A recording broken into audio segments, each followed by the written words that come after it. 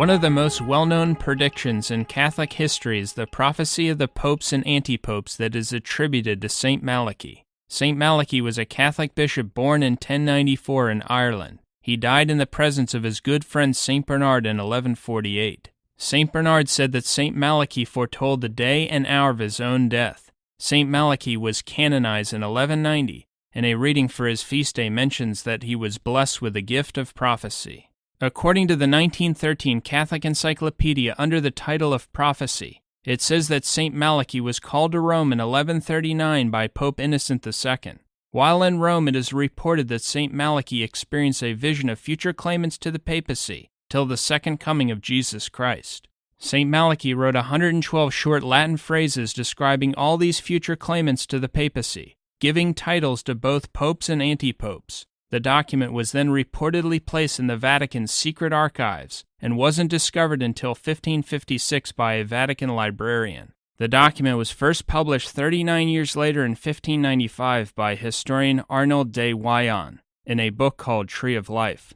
De Wyon was assisted in his translation of the document by Alfonso Chacon, a well-known scholar of medieval manuscripts. Chacon was given the job of authenticating the document and making sure it wasn't a forgery. After examining the document, Chacon verified it as authentic. While God apparently showed St. Malachy the different men who in the future would claim to be the leaders of the Catholic Church, he did not necessarily reveal to St. Malachy whether these future claimants to the papacy were good or evil, and he did not reveal to him whether they were true popes or antipopes. St. Malachy was simply shown the men who until the end of human history would present themselves to the world as the leaders of the Catholic Church. Furthermore, as humanity moved closer and closer to the end of the world, God wanted people in the last days to have some idea how close they were to the second coming of Christ. St. Malachy's descriptions of future claimants to the papacy usually include at least one or more of the following things concerning the claimant: his coat of arms, his family's coat of arms, his birth name or birthplace, or cities in which he would live during his life. St. Malachy also described major figures or events that would overshadow the reigns of some of the claimants to the papacy. As mentioned earlier, the prophecies of St. Malachy were published for the first time in 1595. There is a controversy over St. Malachy's pre-1595 predictions. Many believe that since St. Malachy's list was only publicly available for the first time in 1595, the predictions referring to pre-1595 claimants constitute no proof of authenticity. Moreover, some believe that since St. Malachy's prophecy wasn't publicly released until hundreds of years after it was reportedly first made, doubt exists about the entire prophecy. However, a good response to that objection can be found by considering a very important biblical manuscript called Codex Vaticanus. Codex Vaticanus is considered to be the oldest surviving copy of an almost complete Bible. It was originally produced in the late 4th century, but its whereabouts were uncertain for more than 1,000 years, until it was identified in the Vatican Library in the 15th century. So Codex Vaticanus, like St. Malachy's document, was discovered at the Vatican after being lost for an extremely long period of time. Yet biblical scholars generally accept Codex Vaticanus as authentic, despite its uncertain whereabouts for more than 1,000 years after its original production, a far longer period of time than St. Malachy's document was lost. Nevertheless, since there is controversy over the St. Malachy prophecies before 1595, we will not consider any examples of his predictions that concern papal claimants before 1595, but only those after 1595. St. Malachy describes Pope Innocent X as, quote, joyfulness of the cross. It is very interesting that Innocent X was finally elected Pope on the feast day of the Exaltation of the Cross, after a long and difficult conclave. St. Malachy describes Pope Pius VI as, quote, apostolic wanderer. During Pius VI's reign, he traveled to Germany to confer with Emperor Joseph II. In the last 2 years of his reign, he was forced by revolutionaries to flee Rome. After a very difficult journey over the Alps, he died in France. He was definitely a wanderer. St. Malachy describes Pope Pius VII as, quote, greedy eagle. This pope's reign was overshadowed by Napoleon, whose symbol was an eagle. Napoleon's complete reign as emperor took place during Pius VII's reign as pope. Napoleon and Pius VII were continually in conflict, Napoleon ordering that the Pope comply with his demands. After Pius VII excommunicated Napoleon, he was kidnapped and imprisoned by Napoleon's officers. Eventually, Napoleon formed an agreement with Pius VII that weighed heavily in his own favor. St. Malachy describes Pope Pius IX as, quote, cross from the cross. Pius IX was the last pope to govern the Papal States. He ended up a prisoner in the Vatican after the House of Savoy, whose coat of arms is a white cross, reunited Italy and removed Pius IX from his control of the Papal States. St. Malachy describes Pope Leo XIII as, quote, light in the sky. Pope Leo XIII's coat of arms features a comet in the sky. Bishops of the Catholic Church create a coat of arms. Pope Leo XIII was made a bishop on February 19, 1843. That means that Leo XIII created his coat of arms, which featured a comet in the sky, 35 years before he became pope in 1878. He was thus identified with a light in the sky, long before he became pope or knew that he would become pope. St. Malachy describes Pope Pius X as, quote, fire burning. Pius X's reign saw the Russian-Japanese War, the Mexican Revolution, and the First and Second Balkan Wars. It was also at the end of his reign that World War I began, which set Europe on fire. St. Malachy describes Benedict XV as, quote, religion laid waste. Benedict XV reigned during World War I and the Communist Revolution in Russia, which led to millions of Catholics being put to death. On page 328 of his 1996 book Memoirs, Mikhail Gorbachev said that the Soviet Communist state laid waste to religion by carrying out, quote, a wholesale war on religion, end quote. St. Malachy describes Antipope John XXIII as, quote, pastor and sailor. During his reign, John XXIII would frequently wear clothing featuring a large sailboat. St. Malachy describes Antipope Paul VI as, quote, flower of flowers. Interestingly, Paul VI happened to have 3 lily flowers on his coat of arms. St. Malachy describes Antipope John Paul I as, quote, from the half moon.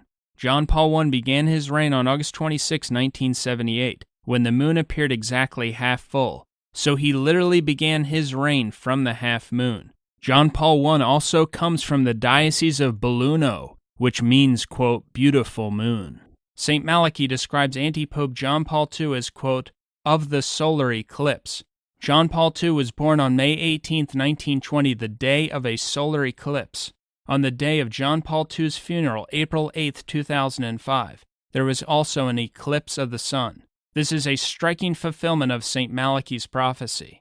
On September 19, 1846, the Blessed Virgin Mary appeared to 2 little children at La Salette, France, and predicted that, quote, Rome will lose the faith and become the seat of the Antichrist. The Church will be in eclipse. Our Lady predicted that outside a remnant of Catholics who will preserve the true faith, most people will not see or find real Catholicism because, for one reason, the Church will seem to be dominated, blocked out, or eclipsed by something. That something was John Paul II. He was the eclipse of the Catholic Church. The predictions made by Our Lady at La Salette and Fatima concerning what would happen to the Catholic Church are covered in detail in our video, The Third Secret of Fatima. According to St. Malachy, the final claimant to the papacy in the history of mankind is described as Petrus Romanus, Peter the Roman. St. Malachy says about the last claimant that, quote, in the final persecution of the Holy Roman Church, there will sit Peter the Roman, who will feed the sheep in many tribulations. And when these things are finished, the city of 7 hills, Rome, will be destroyed, and the dreadful judge will judge his people. The end. End quote.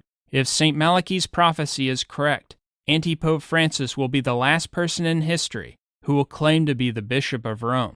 Keep in mind that St. Malachy predicted both popes and antipopes, whoever would claim to be the Bishop of Rome. The reason St. Malachy called him Peter the Roman is because St. Peter, as Bishop of Rome and the first pope, had the name Peter, and St. Malachy calls the last man who will claim to be the Bishop of Rome by the same name, Peter. And since Francis, according to St. Malachy's list, is the final claimant to the Roman See before the destruction of Rome, he calls him Peter the Roman.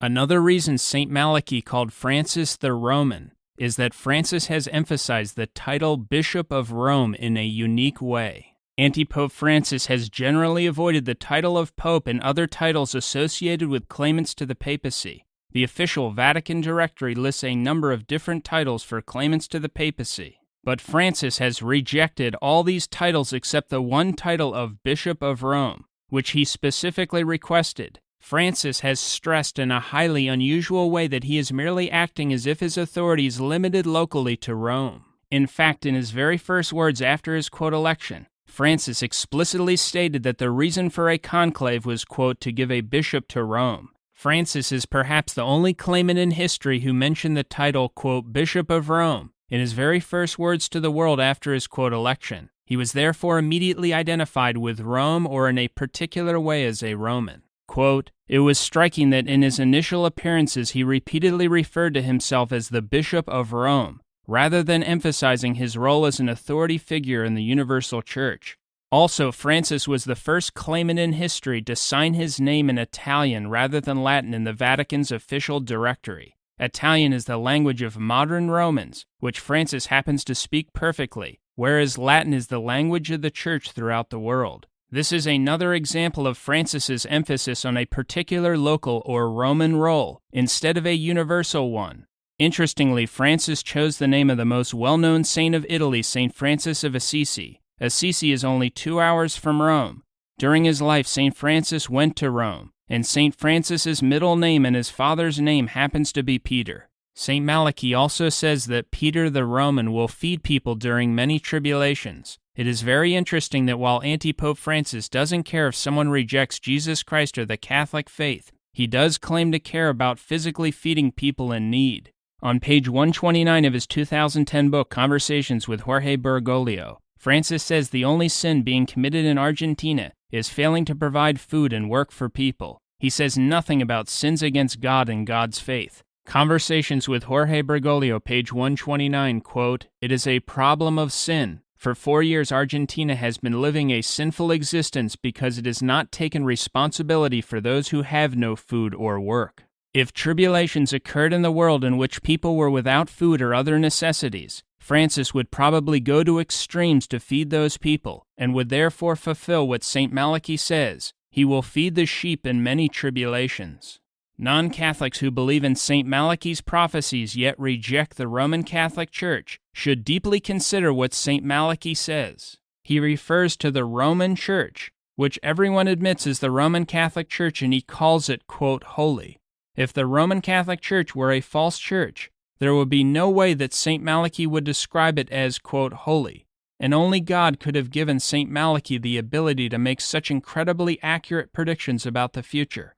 God would not have given such incredible insights about future events to a believer and leader of a false religion. What is also extremely interesting is that St. Malachy describes Rome being destroyed at the end of Francis's reign. If correct, this fits perfectly with the prophecies in the Apocalypse about how Babylon, Rome, is destroyed at the end of the world.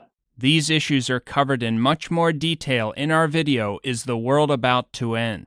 This video contains stunning information about how the final claimants to the papacy fit into biblical end times prophecy. Therefore, if St. Malachy's predictions are correct, Antipope Francis will be the last claimant to the papacy in history. So if 1,000 years from now we were to look back at the complete list of popes and antipopes in history, Francis would be described as the one at the end of the world. Francis has been described in news headlines as the end of the world pope, or the man from the end of the world, because Argentina, the country he comes from, is geographically located, some would say, at the end of the world. Perhaps in a way of unknowingly fulfilling prophecy, Francis made the following striking statement in his opening words to the people after his election as antipope, that is, during his very first address to the world from the balcony of St. Peter's. Francis said the other, quote, cardinals went all the way to the end of the world to find him, and then added, quote, here we are. Voi sapete che il dovere del conclave era di dare un vescovo a Roma. You know that the duty of the conclave was to give a bishop to Rome. I fratelli cardinali sono andati a prenderlo quasi alla fine del mondo. My fellow cardinals went and found one all the way at the end of the world, but here we are.